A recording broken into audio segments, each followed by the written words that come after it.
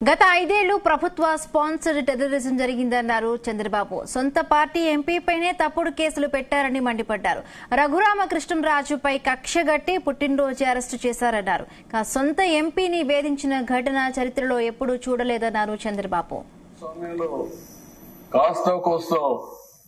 Checks and balances కోర్టులు ఇవన్నీ ఉన్నాయి కాబట్టి కొంతవరకన్నా బయటపడ్డాం గానీ లేకపోతే ఇతన్ని ఎప్పుడో ఎలిమినేట్ చేసే పరిస్థితికి వచ్చారు.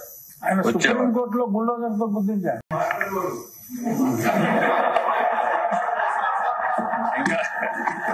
ఇంకా అలవాటు కాలేదు.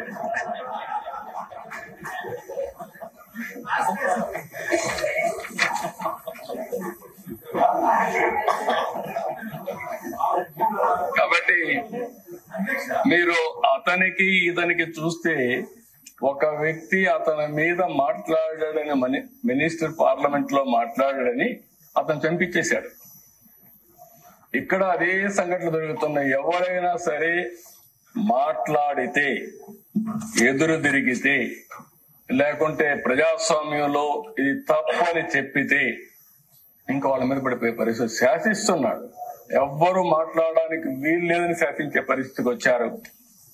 అలాంటి పరిస్థితిలో ఎదురొడ్డి ఇంకా ఎమోషన్ ఉంది. In course of time తగ్గించుకుంటారు.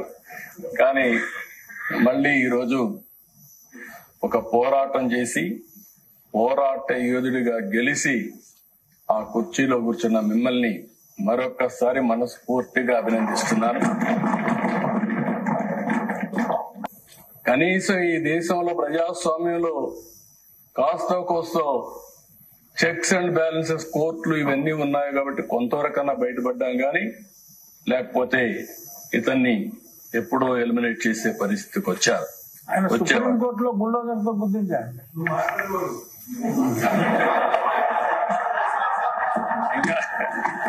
ఇంకా అలవాటు కాలేదు.